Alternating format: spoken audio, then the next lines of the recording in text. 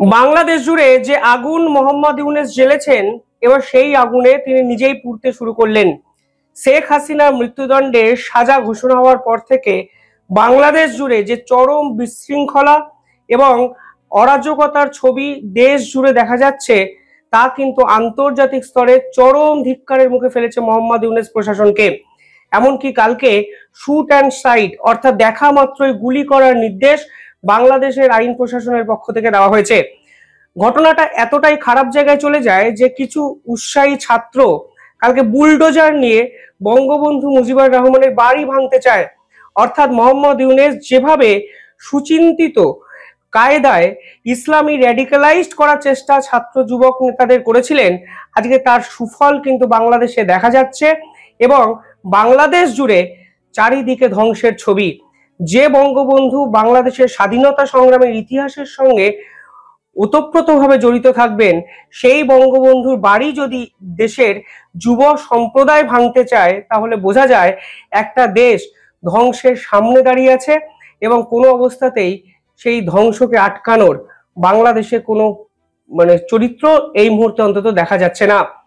পাশাপাশি আন্তর্জাতিক স্তরে মোহাম্মদ ইউনূসের এই রায় অর্থাৎ মৃত্যুদণ্ডের এই রায়কে নিয়ে চরম ধিক্কৃত হতে হচ্ছে সরকারকে। অবস্থা এতটাই খারাপ জায়গায় চলে গেছে যে রাষ্ট্রসংঘ স্বয়ং মুখ খুলল শেখ হাসিনার এই সাজা নিয়ে। তারা পরিষ্কার বলেছে যে আমরা জুলাই আন্দোলনে যে গণহত্যার মতো ঘটনা ঘটেছে বলে অভিযোগ, তার আমরা শাস্তি চাই, কিন্তু কোনো অবস্থাতেই এক ব্যক্তির মৃত্যুদণ্ড শাস্তি হতে পারে না। কেন হতে পারে না? কারণ এই যে প্রপার ট্রায়াল এবং এই যে জুডিশিয়ারি সিস্টেমকে খাড়া করে মোহাম্মদ ইউনূস তার ফাঁসির সাজা ঘোষণা করেছেন হাসিনার, সেই জুডিশিয়ারি সিস্টেমই 100% ট্রান্সপারেন্ট নয়। অর্থাৎ রাষ্ট্রসংঘের মতো আন্তর্জাতিক সংগঠন, যারা এই গোটা বিশ্বের ধারক এবং বাহক হিসাবে নিজেদেরকে চিহ্নিত করেছে অলরেডি, তারা মোহাম্মদ ইউনূসের সরকারের এই সিদ্ধান্তের চরম বিরোধিতা করলেন এবং আমার দৃঢ় বিশ্বাস বাংলাদেশ সরকারের যে বর্তমান অবস্থা এবং ক্রেডিবিলিটি, তাতে কিন্তু চরমভাবে ধাক্কা খেল রাষ্ট্রসংঘের এই স্টেটমেন্ট। শুধু তাই নয়, একাধিক সংগঠন যেমন ধরুন অ্যামনেস্টির মতো সংগঠন, তারা সরাসরি একটি স্টেটমেন্ট জারি করেছে। তারা পরিষ্কার বলেছেন এই রায় ট্রান্সপারেন্ট নয়। এমনকি আপনি যাকে ফাঁসি দিচ্ছেন, সেই ফাঁসির আসামি আত্মপক্ষ সমর্থনের কোনো সুযোগ সুবিধাই পায়নি। এমনকি অ্যামনেস্টি ইন্টারন্যাশনাল পরিষ্কার বলেছে যে এই যে জুডিশিয়ারি প্রসেস এই ট্রাইব্যুনালে হয়েছে, তা কিন্তু কোনো অবস্থাতেই স্বচ্ছতা মেনটেন করতে পারেনি। অর্থাৎ আন্তর্জাতিক সংগঠনও বুঝে গেছে মোহাম্মদ ইউনূস সরকারের এই জাজমেন্ট প্রতিহিংসা পরার রাজনীতির রিফ্লেকশন বা প্রতিফলন, এবং এটি কখনোই ফেয়ার জাজমেন্ট নয়, ট্রান্সপারেন্ট জাজমেন্ট নয়। অর্থাৎ শেখ হাসিনা এবং ভারত প্রথম থেকেই যা বলেছে, আজকে আন্তর্জাতিক সংগঠন দেরিতে হলেও কিন্তু সেটি বলছে, সে রাষ্ট্রসংঘ হোক, অ্যামনেস্টির মতো বৃহৎ সংগঠনই হোক এবং একাধিক রাজনৈতিক বিশ্লেষকও আজকে কিন্তু বলতে শুরু করেছেন মোহাম্মদ ইউনূসের সাংবিধানিক কোনো বৈধতাই নেই শেখ হাসিনার বিপক্ষে এই ধরনের সাজা ঘোষণা করার। প্রথমত বিতর্কটা কেন উঠেছে সেটা আপনাদের আরেকটু সহজ ভাষায় বলি। শেখ হাসিনার বিচার কোথায় হয়েছে? আন্তর্জাতিক ট্রাইব্যুনালে শেখ হাসিনার বিচার হয়েছে। এই আন্তর্জাতিক ট্রাইব্যুনাল আইন শেখ হাসিনার সরকার কেন এস্টাবলিশ করেছিল? কারণ 1971 সালে 25শে মার্চ থেকে 16ই ডিসেম্বর এই সময় বাংলাদেশে পাকিস্তানের মদতপুষ্ট কিছু দুষ্কৃতী গণহত্যা চালায় এবং পরবর্তীকালে বাংলাদেশ স্বাধীনতা পায়। আপনারা অনেকেই জানেন ভারত সেটাকে সমর্থন করেছিল। ভারতের সাহায্যেই বাংলাদেশ নতুন রাষ্ট্র হিসাবে আন্তর্জাতিক স্তরে আত্মপ্রকাশ করে। কিন্তু 1971 সালের 25শে মার্চ থেকে 16ই ডিসেম্বর এই সময় বাংলাদেশে কয়েক লক্ষ পুরুষ কিন্তু মারা গেছিলেন, কয়েক লক্ষ নারীকে ধর্ষণ করা হয়েছিল এবং গণহত্যা বা জেনোসাইডের মতো ঘটনা কিন্তু বাংলাদেশে দেখা গেছিল। তাই 1973 সালে অর্থাৎ এই ঘটনার 2 বছর পর আন্তর্জাতিক ট্রাইব্যুনাল আইনের আত্মপ্রকাশ বাংলাদেশে করা হয় এবং জুলাই গণহত্যাকে কেন্দ্র করে আজকে আন্তর্জাতিক ট্রাইব্যুনাল যখন উত্তপ্ত হচ্ছে, তখন পরিষ্কারভাবে বলা হচ্ছে যে এই আন্তর্জাতিক ট্রাইব্যুনালের সাংবিধানিক বৈধতাই নেই এই মামলা শোনার। কারণ এটি জুলাই আন্দোলনকে কেন্দ্র করে নয়, 1971-এর স্বাধীনতা যুদ্ধকে কেন্দ্র করে তৈরি একটি সংগঠন, একটি আদালত, এবং এটি কিন্তু হাইকোর্টের সমমর্যাদাপূর্ণ একটি আদালত, যেখানে শুধুমাত্র মুক্তিযুদ্ধের সময় যে গণহত্যা হয়েছে তারই বিচারের অধিকার দেওয়া আছে। অর্থাৎ প্রথম থেকেই মোহাম্মদ ইউনূস একের পর এক আইনকে কিন্তু ভঙ্গ করেছেন।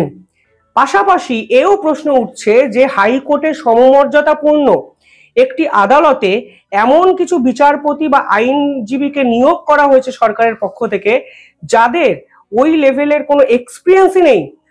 হাইকোর্টের 10টি মামলা শুনানিতে অংশগ্রহণ করতে হবে বা মামলার সলিউশন করতে হবে, এই রকম ব্যক্তি এই আন্তর্জাতিক ট্রাইব্যুনাল আদালতের আইনজীবী বা বিচারপতি হিসাবে নিয়োগ হতে পারেন, এটা নিয়ম। কিন্তু এই আন্তর্জাতিক আদালতে মোহাম্মদ ইউনূস কার্যত এমন কিছু ব্যক্তিকে বসিয়ে দিয়েছেন যারা সরকার ঘনিষ্ঠ, যারা মোহাম্মদ ইউনূসের চামচা। অর্থাৎ প্রথম থেকেই শেখ হাসিনা এবং ভারত যে দাবি করেছে যে এই রায় প্রেডিক্টেবল রায়, এবং আসলে এই রায় ক্যাঙ্গারু কোর্টের রায়, কারণ একটাই যে মোহাম্মদ ইউনূস এই রায়কে ম্যানিপুলেট করেছেন, বিচার প্রক্রিয়া ট্রান্সপারেন্ট হয়নি এবং এই judgment fair and free judgment নয়, তা আন্তর্জাতিক স্তরে একাধিক তথ্য প্রমাণে কালকে থেকে পরিষ্কার হয়ে গেছে। এই রায়ের পর সব থেকে বড় প্রশ্ন হলো, ভারত কি শেখ হাসিনাকে বাংলাদেশে ফেরাবেন? এক কথায় উত্তর যদি দিই তা হলো না।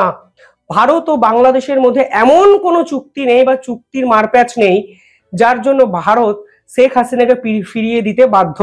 আমি ডিপ্লোম্যাটিক রিজন গুলো পরে বলবো। ভারত এবং বাংলাদেশের মধ্যে একটা প্রত্যর্পণ চুক্তি আছে, সেই চুক্তি শেখ হাসিনার সময় কিন্তু করা হয়েছিল। সেই চুক্তি যদি বিশ্লেষণ করেন, মানে সেই চুক্তিকে এখন বাংলাদেশের পক্ষ থেকে ঢাল করা হয়েছে কালকে একটি চিঠিতে, আমি সেই চিঠিটাও আপনাদের দেখাবো।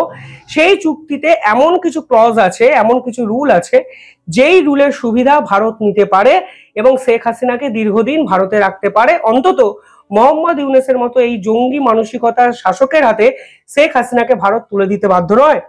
চুক্তিতে স্পষ্ট লেখা আছে, যদি কোনো অপরাধীর রাজনৈতিক চরিত্র থাকে তাহলে প্রত্যর্পণ করা হবে না।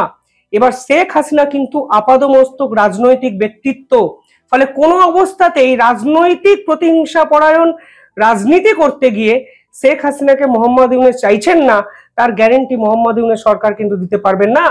পাশাপাশি এই চুক্তিতে লেখা আছে, খুন গুম করা, অত্যাচার রাজনৈতিক অপরাধের তালিকায় রাখা হবে না বলেও চুক্তিতে বলা আছে। এবং সব থেকে গুরুত্বপূর্ণ দিক হলো, বিচারের নেপথ্যে যদি সৎ উদ্দেশ্য না থাকে তাহলে ভারত ও বাংলাদেশ সংশ্লিষ্ট ব্যক্তিকে প্রত্যর্পণ করবে না। অর্থাৎ মোহাম্মদ ইউনূস সরকারকে এস্টাবলিশ করতে হবে যে শেখ হাসিনার এই জাজমেন্ট কোনো অসৎ উদ্দেশ্যে করা নেই, যা মোহাম্মদ ইউনূস সরকার পারবে না, কারণ এই জাজমেন্টটি সম্পূর্ণভাবে ডিসঅনেস্ট, ট্রান্সপারেন্ট ছাড়া এবং একটি জাজমেন্ট। ফলে সব মিলিয়ে এই চুক্তিতে পরিষ্কার বলা হয়েছে, শেখ হাসিনাকে যদি ফিরিয়ে দিতে হয় তাহলে মোহাম্মদ ইউনূসকে আগে প্রমাণ করতে হবে যেটি রাজনৈতিক ক্যারেক্টার শেখ হাসিনা নয়, এবং তিনি আলটিমেটলি এই জাজমেন্ট পাস করেছেন কোনো স্বার্থকে চরিতার্থ করার জন্য নয়, তা কিন্তু মোহাম্মদ ইউনূস সরকার পারবে না। প্রসঙ্গত, এই প্রত্যর্পণ চুক্তি কেন হয়েছিল? এটি হয়েছিল নর্থ ইস্টে ভারতের 7 সিস্টার্সে ক্রমাগত 2013-14 সালের পর কিছু ঘটনা ঘটে এবং ভারতের সেপারেটিস্টরা অ্যাক্টিভ হতে শুরু করে। তখন ভারত সরকার বুঝতে পারে যে তারা ভারতের উত্তর পূর্বকে আক্রমণ করে বাংলাদেশে ঘাঁটি করছে। তখনই বাংলাদেশ সরকারের সঙ্গে আলোচনা করে এই চুক্তি করা হয় এবং বলা হয়, যদি একটি দেশে অপর দেশের কোনো অপরাধী লুকিয়ে থাকে তাহলে সেই দেশের দায়িত্ব হলো অন্য দেশের হাতে তাকে হস্তান্তর করা। 2016 সালে এই চুক্তিকে রিভাইজ করা হয় এবং সেখানে বলা হয়, যদি কোনো ব্যক্তির বিপক্ষে শুধু এফআইআরই থাকে তাহলেও একটি দেশ অন্য দেশের হাতে তাকে হস্তান্তর করতে বাধ্য থাকবে যদি সে অন্য দেশে ক্রাইম করে অপর দেশে পাড়ি দেয় বা লুকিয়ে থাকে। অর্থাৎ প্রত্যর্পণ চুক্তি, যেটা কালকে মোহাম্মদ ইউনূস বলেছেন, সেই চুক্তির আওতায় হাসিনা পড়তে পারত যদি শেখ হাসিনা কোনো রাজনৈতিক ক্যারেক্টার না হতেন, যদি শেখ হাসিনার এই বিচারের পিছনে কোনো অসৎ উদ্দেশ্য না থাকতো। পাশাপাশি কালকে শেখ হাসিনা পরিষ্কার স্টেটমেন্ট দিয়ে জানিয়ে দিয়েছেন, আসলে যে জাজমেন্ট হয়েছে সেই জাজমেন্ট ফেয়ার নয়। তিনি পরিষ্কার বলেছেন, আমার বিরুদ্ধে আনা ট্রাইব্যুনালের সব অভিযোগ সম্পূর্ণভাবে অভিযোগ অস্বীকার করছি। গত বছর জুলাই আগস্ট মাসে যে মৃত্যু হয়েছে তাতে আমি শোকাহত। আমি কিংবা আমার কোনো রাজনৈতিক নেতা আন্দোলনকারীদের হত্যার নির্দেশ দিইনি, আমাকে আদালতে আত্মপক্ষ সমর্থনের কোনো সুযোগই দেওয়া হয়নি এবং নিজের পছন্দ মতো আইনজীবী বাঁচারও সুযোগ দেওয়া হয়নি। এই ট্রাইব্যুনাল পক্ষপাতিত্ব এবং গণতান্ত্রিক প্রক্রিয়া না মেনে রিগিং করে বাংলাদেশের ট্রাইব্যুনালের এই রায়, অর্থাৎ এই ট্রাইব্যুনাল পক্ষপাত দুষ্ট তা কিন্তু স্বয়ং আসামিই বলছে, ফলে প্রত্যর্পণ চুক্তি কার্যকর হওয়ার কোনো অবকাশই নেই তা কিন্তু বিশেষজ্ঞরা বলছেন। পরিষ্কার বলা হচ্ছে প্রত্যেক পক্ষপাতমূলক এবং রাজনৈতিক উদ্দেশ্যে এই রায় ঘোষণা করা হয়েছে।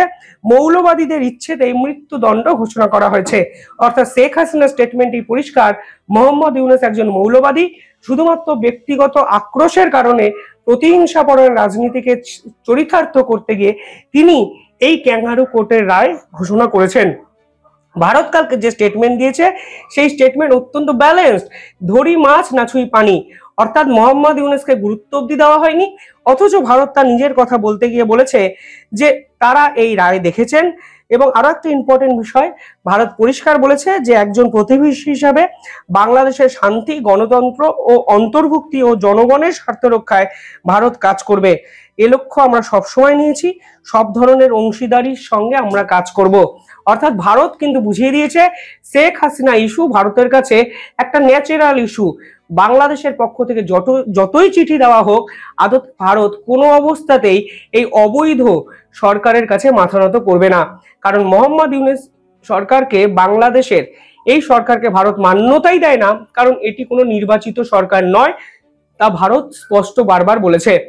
পাশাপাশি কালকে বাংলাদেশে রায় ঘোষণা হওয়ার পর মোহাম্মদ ইউনূসের যে গ্রামীণ ব্যাংক, সেই গ্রামীণ ব্যাংকের একটি শাখাকে পুড়িয়ে ছারখার করে দেওয়া হলো। অর্থাৎ মোহাম্মদ ইউনূস বুঝতে পারছেন আসলে তার দিন কিন্তু শেষ হয়ে এসছে। তিনি আগুন নিয়ে খেলতে শুরু করেছিলেন, এখন দেখুন সেই আগুনে তিনিই পুরো ছাই হচ্ছেন। অর্থাৎ তিনি কিন্তু এই রায় ঘোষণা করে আসলে তারই বাংলাদেশে থাকার সময়সীমাটাকে সংকুচিত করে ফেললেন। শেখ হাসিনার তো আসার জন্য ভারত ছিল, মোহাম্মদ ইউনূস পালিয়ে কোন দেশে যাবেন, এই প্রশ্ন কিন্তু কালকে থেকে আন্তর্জাতিক স্তরে উঠতে শুরু করলো সকলের আগে। যাই হোক, কমেন্টে জানাবেন আপনারা কিভাবে দেখছেন পুরো বিষয়টি। ধন্যবাদ।